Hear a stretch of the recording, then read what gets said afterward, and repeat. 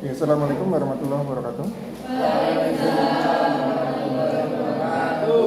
Oke, adik mahasiswa, untuk pertemuan kedua ini kita akan membahas mengenai SPT ya. Jadi nanti ada tugasnya. Ini saya beri kuis nanti ya, sebagian kuis dan kalian kerjakan juga di rumah nanti. Jadi untuk kuisnya saya beri nilai untuk tambahan nilai. Iya, Pak. Jadi seperti bagaimana kita ketahui adalah pajak adalah merupakan kontribusi masyarakat kepada negara yang sifatnya memaksa. Memaksa dalam artinya ada naungan undang-undangnya. Kalau kalian sudah menjadi memenuhi sebagai subjek pajak dan objek pajak, berarti kalian harus memenuhi kewajiban untuk perpajakannya. Jadi pajak merupakan kontribusi masyarakat kepada negara bersifat memaksa berdasarkan undang-undang dengan tidak mendapatkan imbalan secara langsung dan digunakan untuk keperluan negara sebesar-besarnya kemakmuran rakyat. Jadi mungkin di semester lalu sudah diberi materi ini untuk pengertian pajak sendiri. Jadi sifatnya memaksa dan tidak mendapatkan imbalan secara langsung. Artinya kalau kalian membayar pajak sebagai wajib pajak, tidak ada imbalan secara langsung dari negara. Nah ini digunakan untuk sebesar-besarnya kemakmuran rakyat. Artinya apa? Bisa untuk pembangunan jalan, kesehatan, pendidikan dan sebagainya. Ya. Jadi misalnya Unim dapat bantuan pendidikan misalnya. Nah itu salah satunya dari misalnya dari APBN salah satu pendapatannya berasal dari pajak. Ya. Untuk APBN sendiri 80% pendapatannya ini berasal dari pajak. Jadi betapa pentingnya pajak ya. Untuk pajak sendiri karena kita menggunakan sistem pemungutan pajak, ada berapa macam sistem pemungutan pajak di Indonesia? Ada berapa macam?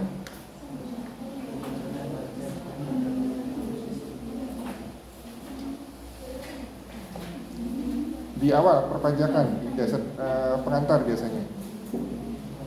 Ada self assessment, apalagi? Official assessment. Yang ketiga apalagi? Withholding, ya. Jadi bukan pajak di Indonesia ada tiga ya.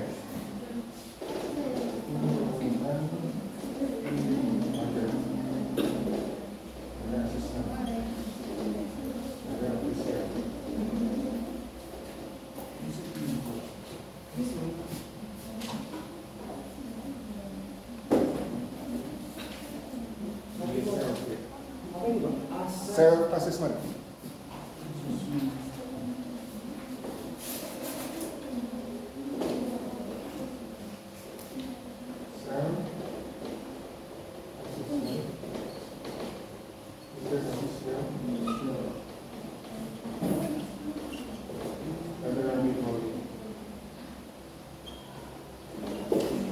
Kalau self assessment apa? Ya pengutannya jadi di sini Fiskus menyerahkan sepenuhnya kepada Fiskus apa Fiskus? Fiskus apa? Fiskus dengan wajib pajak beda tidak?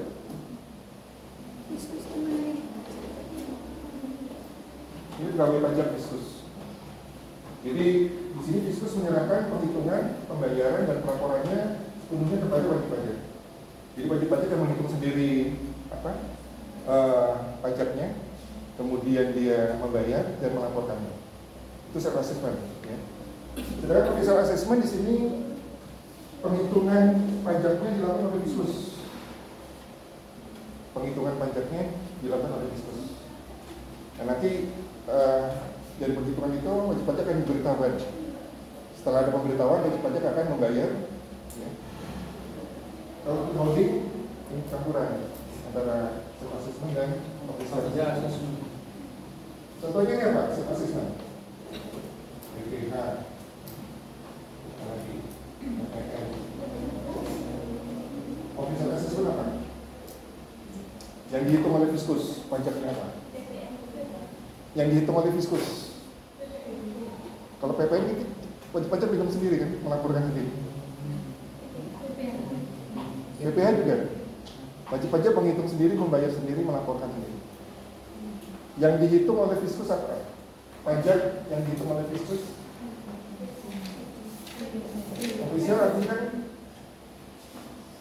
di sini untuk Fiskus akan melakukan penghitungan pajaknya. Nanti akan diberitahukan oleh ke wajib pajak. Kalau di sini penghitungannya oleh wajib pajak sendiri. Diserahkan sepenuhnya, kalau self assessment diserahkan sepenuhnya penghitungan pembayaran dan pelaporan pajaknya ke wajib pajak sendiri. Sedangkan official assessment di sini penghitungannya dilakukan oleh Fiskus. Contohnya PBB. Kalau orang tua kalian mendapat surat tagihan PBB, nah itu pajaknya sudah dihitung oleh Fiskus. Wajib pajak tinggal membayar saja berdasarkan pemberitahuan PBB tersebut.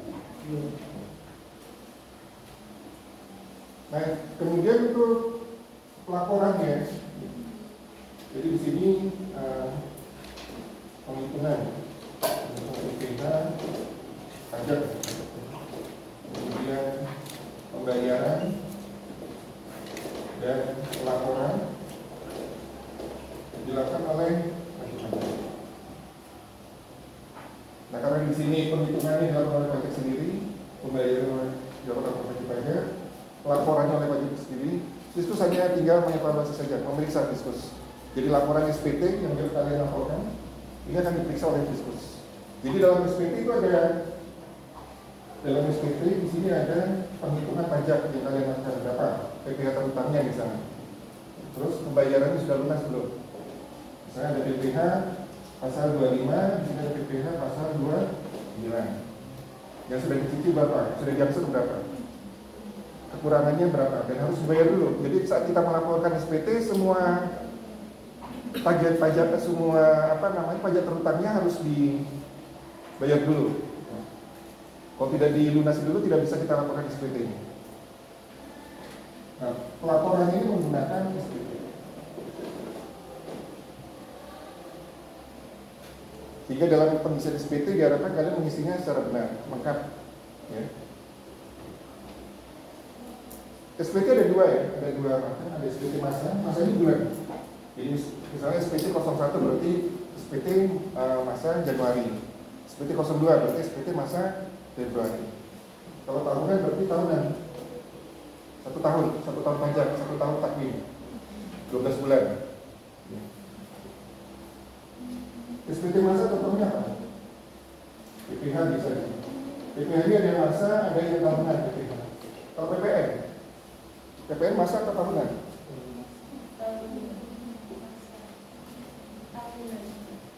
Bisa tahunan atau bisa masa? Atau salah satu aja, masa aja atau tahunan kalau PPN?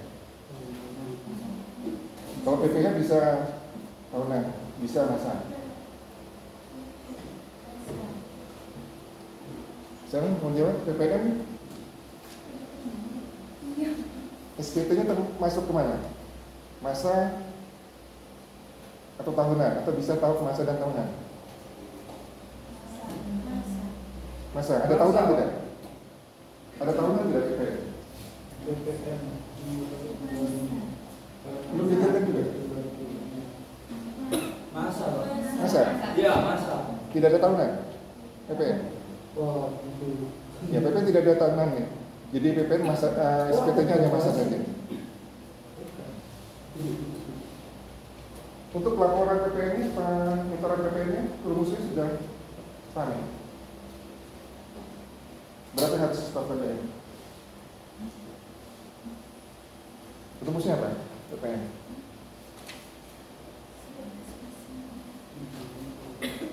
Yang harus di stop, PPN sebetulnya yang menanggung siapa? Yang menanggung PPN itu siapa, Mas? Sebetulnya end user, konsumen akhir. Rumusnya apa? Jadi misalnya di sini pabrik. Setelah pabrik misalnya ada retailer misalnya, atau toko. Ini ada end user. Jadi supplier. Misalnya di sini pabrik akan mengolah bahan bakunya misalnya. Bahan bakunya diolah dari harga beli 1.000 misalnya. Mudah ya, kita pakai 10% saja dulu ya.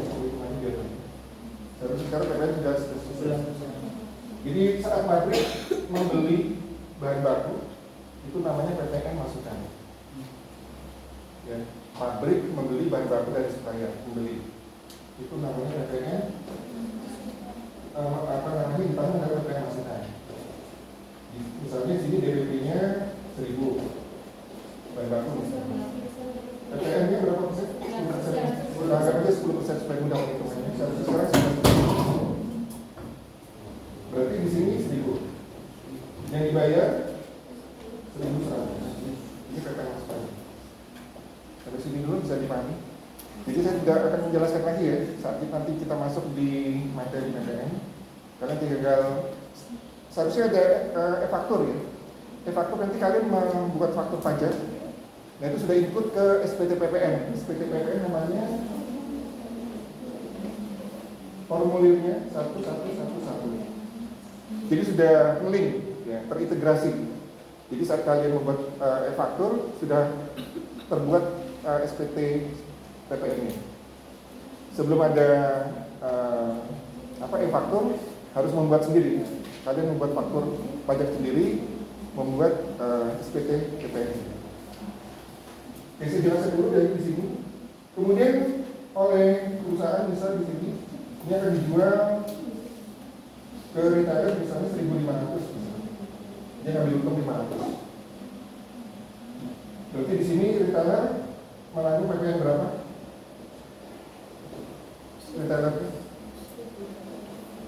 PPN masukan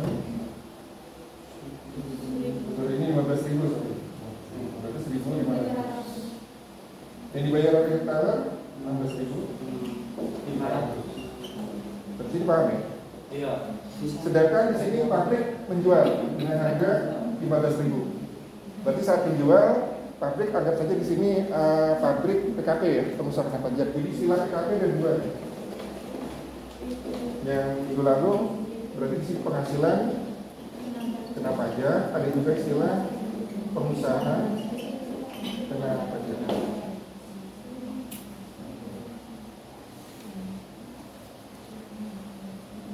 Untuk bisa mengeluarkan faktur pajak harus mendaftar sebagai pengusaha kena pajak. Pengusaha kena pajak ini omsetnya di atas 4,8 M setahun. Wajib mendaftar sebagai pengusaha kena pajak. Kalau omsetnya di bawah 4,8 tahun namanya pengusaha kecil, tidak wajib mendaftar sebagai PKP, tapi boleh mendaftar sebagai PKP. Ya. Omsetnya di bawah 4,8 tidak wajib mendaftar sebagai PKP, tapi boleh mendaftar. Kalau dia PKP, tidak statusnya bukan PKP, dia pengusaha kecil, statusnya bukan PKP, berarti dia tidak boleh mengeluarkan faktur pajak, tidak boleh menerbitkan faktur pajak, tidak boleh memungut PPN. Kalau non PKP, belum dijelaskan juga PKP, tidak. Jadi yang berhak menerbitkan faktur pajak hanya statusnya PKP saja. Untuk pengusaha kecil yang omsetnya 4,8 M di bawah 4,8 M setahun boleh mendaftarkan diri sebagai PKP dan dia berhak untuk mengeluarkan faktur pajak kalau dia statusnya kemudian sebagai PKP. Ya. Jadi kalau kalian nanti menjadi punya perusahaan atau usaha statusnya non PKP jangan memungut PPN, tidak diperkenankan. Ya. Oke, jadi di sini ada semua PKP ya. Pabrik dia menjual ke retailer dengan harga DPP-nya 15.000. Berarti di sini pabrik kalau di sini 1.500 retailer dipungut. Namanya PPN masukan bagi retailer. Bagi pabrik dia menjual memungut PPN ini dipungut oleh pabrik. Jadi pabrik menjual harga 15.000, kemudian dia memungut 1.500. Ini namanya PPN keluaran. Bisa dipahami. Jadi saat kita menjual, kita memungut namanya PPN keluaran. Saat saya membeli, saya dipungut. Berarti PPN masukan. Yang kalian store, PPN yang di store, rumusnya PPN keluaran dikurangi PPN masukan. Atau PK dikurangi PN. Pajak keluaran dikurangi pajak. Yang di store oleh pabrik berapa? Pabrik menyetor sebesar 1.500 dikurangi ini KPI keluaran pabrik, dia punya KPI masukan 1.000 di masa yang sama ya. Jadi untuk menyetorkannya kita matchkan di masa yang sama.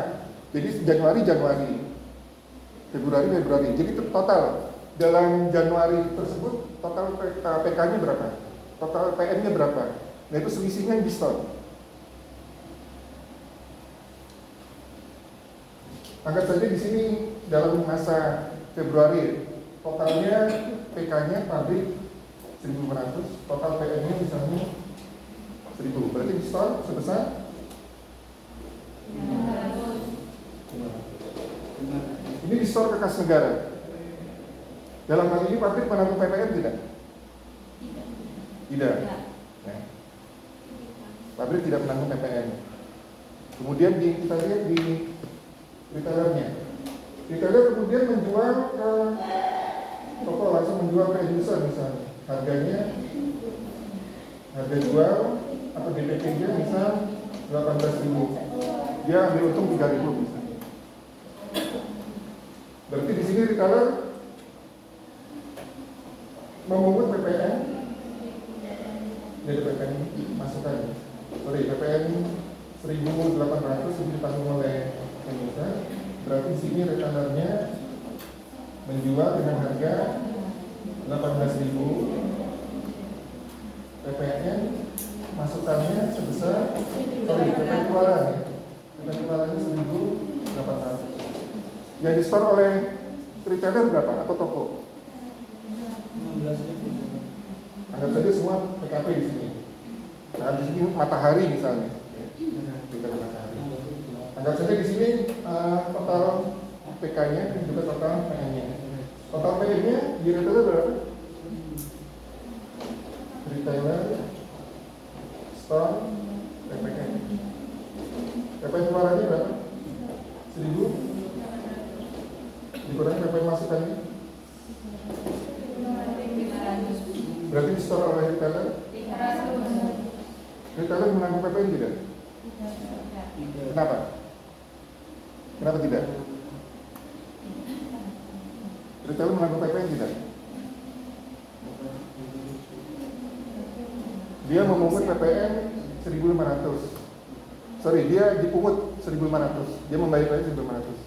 Saat menjual dia memungut PPN dari end user 1.800. Yang selisihnya dia store 300. Berarti dia tidak menanggung PPN. Sekarang dia end user, pemakai akhir ya. Pemakai akhir di sini artinya langsung dikonsumsi ya, tidak dijual lagi. Yang langsung dikonsumsi di sini end usernya menanggung PPN sebesar 1.800. Jadi kalau kalian membeli sebagai pembeli, beli baju, beli dan sebagainya, atau di Alfa paling murah, mudah ada PPN, nah itu kalian yang menanggung.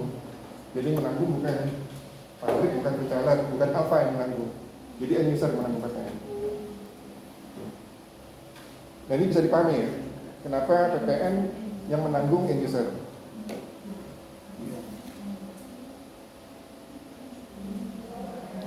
Masih ada yang belum paham?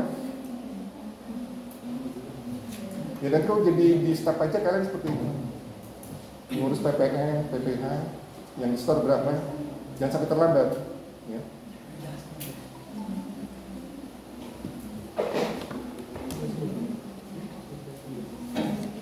Kalau belum paham langsung ngacung ya, Pak, saya belum paham.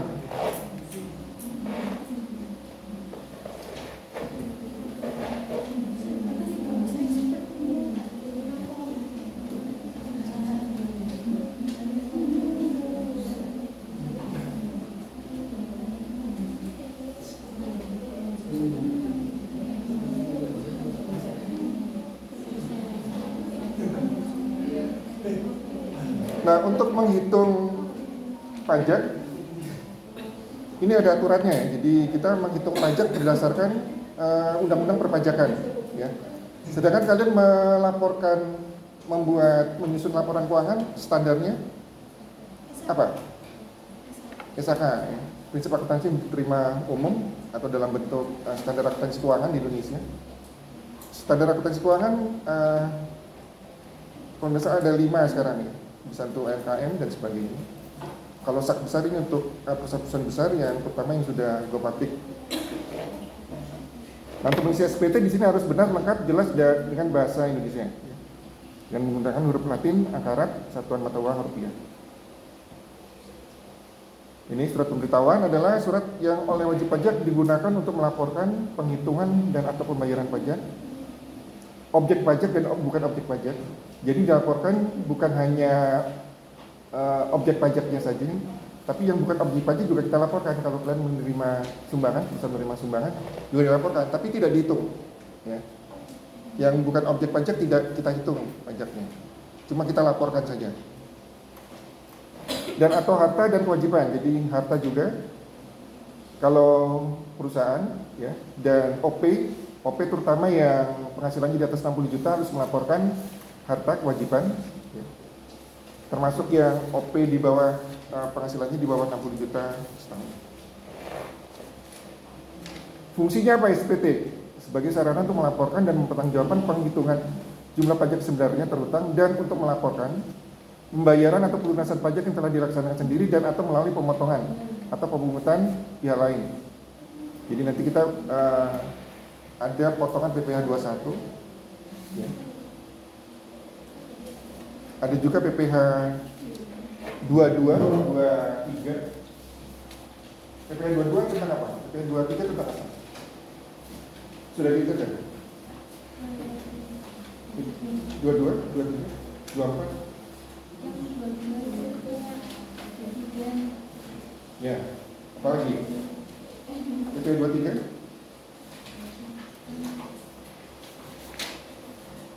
Ada contoh penghitungannya atau cuma dibahas sekilas saja? Nah, ini PPh 22, 23 bisa kita kreditkan. Dalam arti dikreditkan bisa saat kita menyetor setelah kita hitung pajak perusahaan misalnya. Pajak perusahaan PPh badan kita hitung. Setelah kita hitung, apabila perusahaan telah membayar PPh 22, 23 itu bisa kita kreditkan.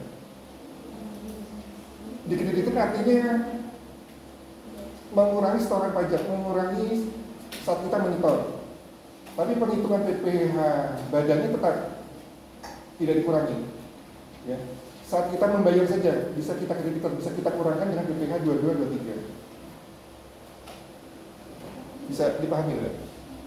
Contohnya saja misalnya. Agak susah. Ya. Setia. Ya. Satu ini di perpajakan seharusnya. Kita tinggal praktek saja dulu. Nah, kalau praktek kalian belum paham juga saya nanti bingung.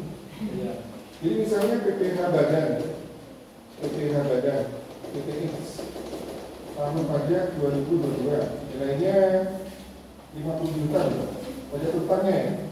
Ini pajak utangnya. Artinya dia harus membayar, seharusnya membayar 50 juta. Iya. Nah, ternyata dalam tahun pajak ini dia telah membayar ada PPh pasal 22.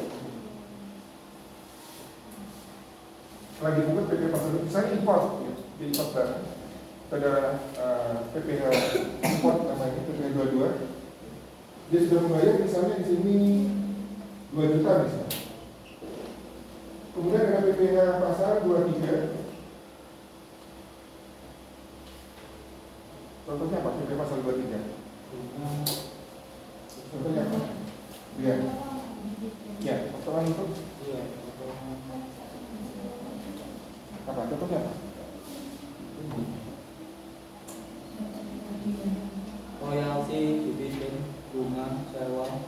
Ya misalnya PTX dia mendapat apa? Pendapatan dari jasa perbaikan mesin di PTY misalnya. Nilainya misal 20 juta. Berarti pajak PPh 23 macam-macam, misalnya kita potong 2% misalnya. Jadi 20 juta berapa? 20 juta, 400 ribu. Ya, misal 400 ribu. Nah, berarti di sini ada PPh 22, 23 sebesar 2 juta 400. 2 juta 400. Nah, di sini Untuk PPh badan saja, PPX, pajak berutangnya 50 juta, harusnya dia store. Tapi karena di sini sudah dipotong dan dipungut di sini 2.400.000, berarti dia bayar tinggal dikurangkan saja. 50 juta dikurangi 2.400.000. 47.600. Tapi PPh-nya tetap 50 juta ya. Tapi dia tinggal membayar 47.600. Karena ada PPh 22 berarti dia bisa dikreditkan sesuai undang-undang. Ya, undang-undang. Itu artinya dikreditkan bisa kita kurangkan. Jadi PPh 22 berarti dia bisa kita kreditkan.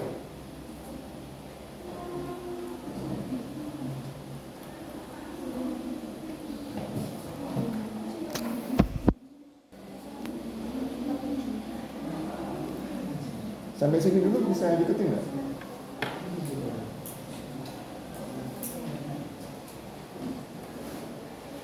Kalau ada PPh 24 yang bisa dikreditkan tambahkan lagi. PPh 24 untuk kredit pajak luar negeri. Jadi misalnya perusahaan ada penghasilan di luar negeri, nah itu sudah dipotong dulu di negara di tempat dia mendapatkan penghasilan, misalnya di Vietnam. Nah itu ada pajak yang bisa kita kreditkan juga. 24 belum dicatat penghitungan pajak PPh kredit pajak luar negeri.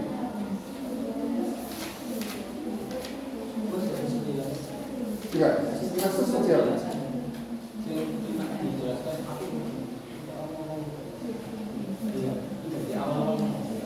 Awal-awalnya tidak ada penghitungannya. Penghitungannya belum pernah. Materinya nggak ada materinya nggak? Belum Pak. Belum jelas materinya.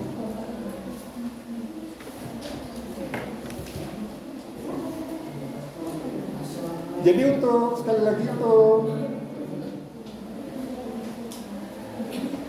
ini ya, 50 juta kita ambil dari penghitungan kalian susun laporan keuangan dasar. Apabila ada pengakuan yang berbeda dengan undang-undang perpajakan, maka harus kita sesuaikan. Namanya rekonsiliasi fiskal atau koreksi fiskal. Koreksi fiskal ada positif negatif. Jadi penghitungan ini berdasarkan setelah adanya koreksi fiskal. Kalau tidak ada perbedaan, ya tidak usah dilakukan koreksi fiskal antara sak dengan undang-undang perpajakan. Kalau tidak ada perbedaan dalam transaksi tersebut, dalam satu tahun tersebut tidak ada perbedaan, tidak usah dilakukan koreksi fiskal. Apabila ada perbedaan, dilakukan koreksi fiskal agar penghasilan kena pajaknya telah sesuai dengan undang-undang perpajakan. Ya. Jadi misalnya koreksi fiskal berarti 50 juta ini berdasarkan koreksi fiskal. Setelah koreksi fiskal, koreksi fiskal sudah berbeda. Sudah? Enggak, materi yang di perpajakan semester lalu. Nggak suruh itu.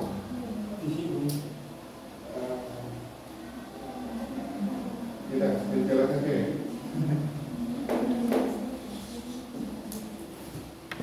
Jadi digunakan koreksi fiskal apabila terjadi perbedaan pengakuan antara laporan keuangan komersial yang dibuat dengan undang-undang perpajakan. Jadi untuk SPT juga di sini ada seperti saya jelaskan di muka, ada masa dan tahunan.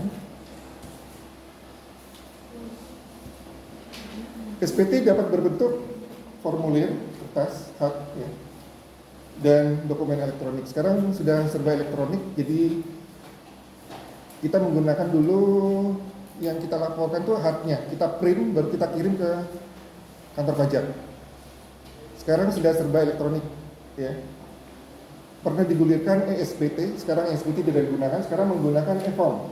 Melaporkan SPT menggunakan e-form. Jadi ada aplikasinya, kita masuk di JP, ya, tinggal diisi saja. Batas waktu penyampaian SPT, ini ada SPT masa dan SPT tahunan. Untuk SPT masa paling lama 20 hari setelah akhir masa pajak. Jadi akhir masa pajak Januari berarti kita laporan terakhir tanggal 20 Februari. PPN disampaikan paling lama akhir bulan, kecuali PPN ya. PPN kita laporkan bisa di akhir bulan. masa PPN. Di PPN tidak ada SPT tahunan ya. Untuk SPT tahunan PPh wajib OP paling lama kita laporkan 3 bulan setelah akhir tahun pajak. Jadi kalau kita ingin melaporkan SPT OP tahun 2023, paling lama kita laporkan tanggal berapa? 30 April tahun? Ini untuk tahun 2022. Berarti kita laporkan untuk OP terakhir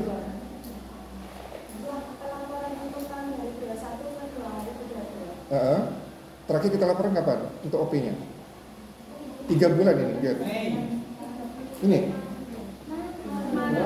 31 Maret. Ya, berarti 3 bulan ini lihat. Paling lama 3 bulan setelah akhir tahun pajak. Jadi kalau kita melaporkannya untuk tahun pajak 2021, kita laporkan untuk OP terakhir 31 Maret 2022. Paling lama ya. Tapi jangan dilaporkan di akhir-akhir. Mulai 1 Januari sudah bisa kita laporkan. Itu maksudnya paling lama ya. Paling lama. Untuk PPh Badan tahunan paling lama kita laporkan 4 bulan setelah akhir tahun pajak. Jadi kalau yang kita laporkan tahun pajak 2021 berarti kita laporkan terakhir 30 April. Kalau terlambat ini dendanya 1 juta kalau badan. Kalau OP dendanya 100.000.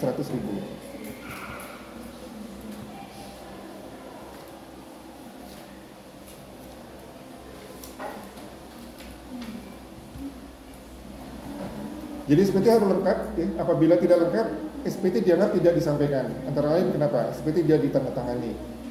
Sekarang tanda tangan basah, jadi sekarang tanda tangan elektronik ya, jadi tidak perlu tanda tangan basah lagi. SPT harus dilengkapi lampiran atau dokumen yang disyaratkan. Kalau tidak dilampiri berarti dianggap tidak melaporkan. Dianggap tidak melaporkan berarti kalau terlambat, dianggap terlambat, kalian kena denda. Dan seterusnya. Nah ini laporan keuangan yang kalian buat tentang statementnya, laporan komersial, yaitu seluruh penghasilan, baik itu penghasilan yang terutang PPh, tidak terutang PPh ataupun PPh yang telah dipotong final, harus dilaporkan dalam income statement atau prinsip akuntansi yang benar. Nah ini penjelasan koreksi fiskal sedikit saja, nanti kita ada bab khusus. Jadi koreksi fiskal atau rekonsiliasi fiskal adalah proses penyesuaian atas laba komersial yang berbeda dengan ketentuan fiskal untuk menghasilkan penghasilan neto laba yang sesuai dengan ketentuan pajak. Koreksi fiskal atau rekonsiliasi fiskal terjadi karena adanya perbedaan pengakuan baik penghasilan maupun biaya antara akuntansi. Jadi disoroti di sini adalah penghasilannya ya, di laporan laba ruginya saja. Untuk neracanya tidak dilakukan rekonsiliasi fiskal. Karena yang berhubungan biasanya hanya penghasilan dan biaya saja. Itu ada di laporan rugi laba. Jadi kita lakukan koreksi fiskal atau rekonsiliasi fiskal ada yang di laporan rugi laba saja. Ini ada yang sifatnya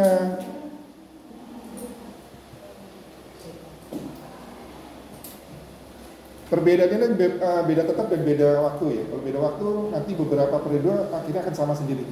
Kalau beda tetap memang ada perbedaan, selamanya akan terjadi perbedaan. Kalau perbedaan waktu saja berarti nanti di beberapa tahun kemudian akan sama sendiri. Ini juga belum dibahas. Berbeda tetap, berbeda tidak. Belum. Oke, quiz ya. Selain nomor 1 itu nanti kalian kerjakan ini setelah saya enroll ya. Nomor 3, 4, 5 sampai 7 silakan dijawab. Saya beri nilai. Dari penjelasan saya tadi ya. Apa yang dimaksud surat pemberitahuan? Siapa yang bisa? SPT adalah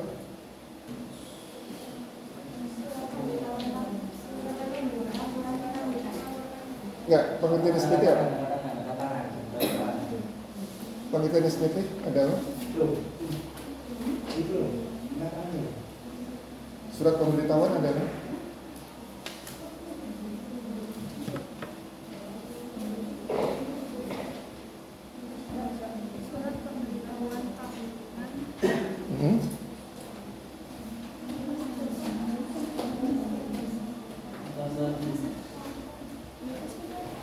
ini adalah sarana untuk melaporkan pajak ya. SPT merupakan surat yang oleh wajib pajak digunakan untuk melaporkan penghitungan dan atau pembayaran pajak, objek pajak dan bukan objek pajak, dan atau harta dan kewajiban sesuai dengan ketentuan perundang-undangan.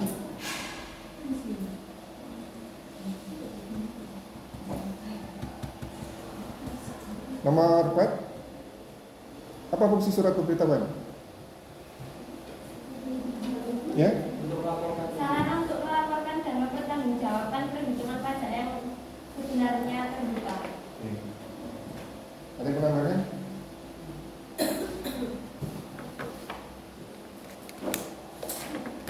Oke sekalian, nomor 5, kapan batas waktu penyampaian SPT, masa dan tahunan? 1 Maret, Pak. Ya. 1 Maret. Yang untuk ya, sebentar ya. PPH. Ya, SPT ada 2, Tahunan, Pak. ada tahunan dan masa. Ya. Untuk kapan batas waktu penyampaiannya? 31 Maret. Untuk Tahunan. disebutkan untuk OP terakhir ya.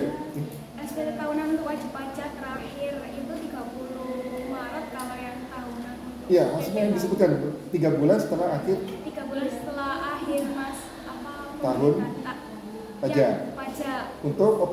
untuk ya yang Kalau badan kalau badan itu 4 bulan setelah akhir tahun pajak. pajak. Oke. Jadi 30 April.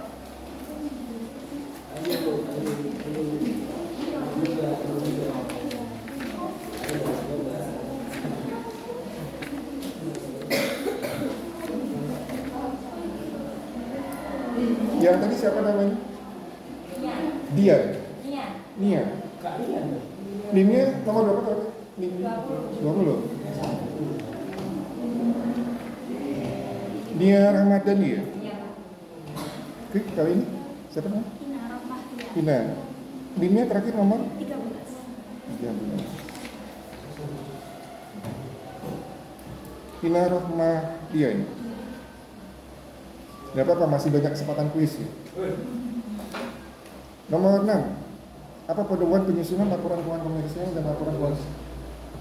Untuk pedoman laporan keuangan komersial itu sesuai dengan SAK, sedangkan laporan keuangan fiskal itu menurut undang-undang perpajakan. Ya, tepatnya untuk laporan keuangan komersial berdasarkan prinsip akuntansi berkesinambungan. Ya, kalau di Indonesia dalam bentuk namanya SAK.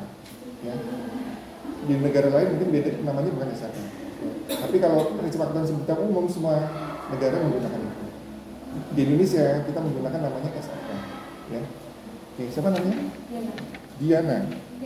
Oh, Dela. Nomor ini? 29. 29.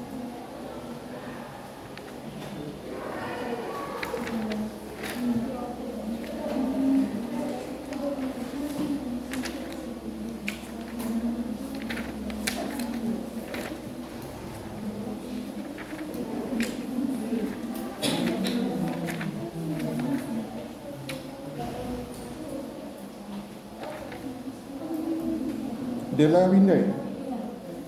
Nomor 7, saat kapan harus dilakukan rekonsiliasi fiskal? Oh, nggak kelihatan. Oke.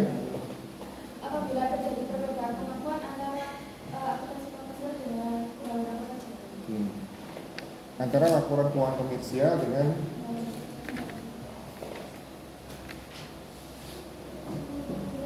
siapa namanya? Ica. Nomor dimnya? Nomor 3.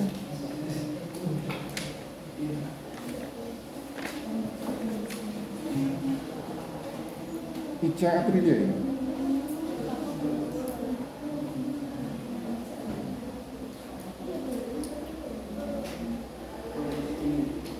Oke, sampai sini dulu ada yang ditanyakan? Nanti tugas ini dikumpulkan ya, saya enroll dulu.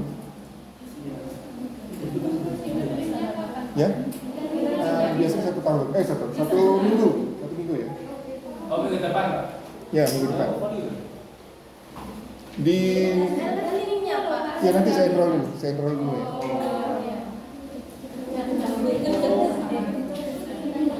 Folio aja, Pak, biar gaya menulis. Oh iya, nggak apa-apa. Sepakat ya, tulis tangan ya. Pelajar.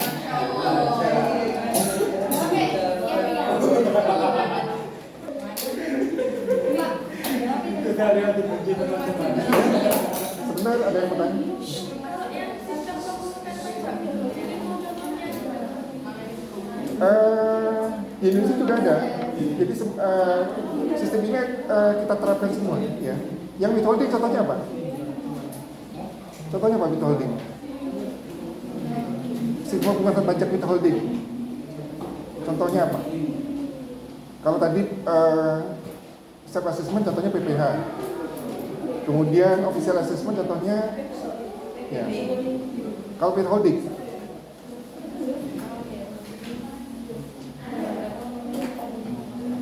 contohnya apa withholding?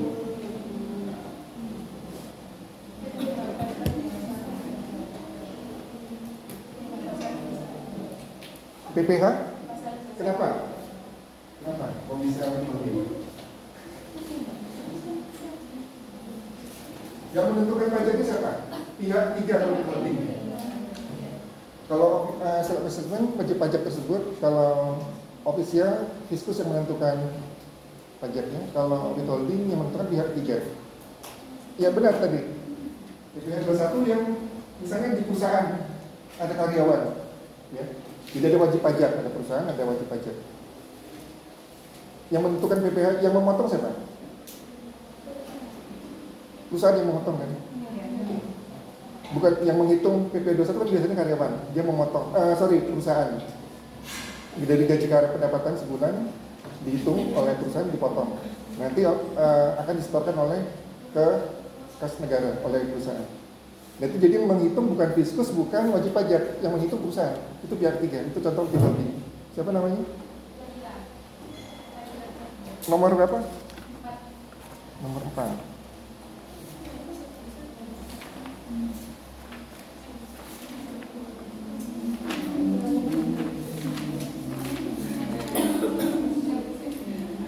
Laila Cahya ya? Jadi bisa ya, nanti pertanyaan dari teman kalian saya lempar ke kalian untuk jawab. Bisa gitu. Bisa paham ya, untuk withholding yang menghitung pihak tiga. Dalam hal ini tadi misalnya PPh 21 yang menghitung perusahaan, bukan wajib pajak, bukan fiskus. Sama tadi PPh 23 juga. PPh 23 yang menghitung bukan wajib pajak, bukan fiskus, yang menghitung adalah pemotong. Berarti pihak tiga. Lainnya mungkin ada yang ditanyakan? Ya sedikit-sedikit ya. Nanti lama-lama jadi bukit. Ya.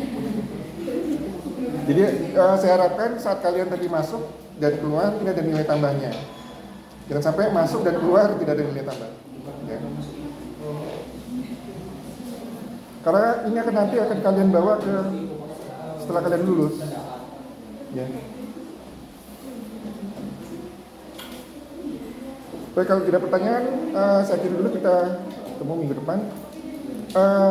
Ini mohon maaf untuk modulnya belum selesai. Jadi saya pakai ini saja dulu, pakai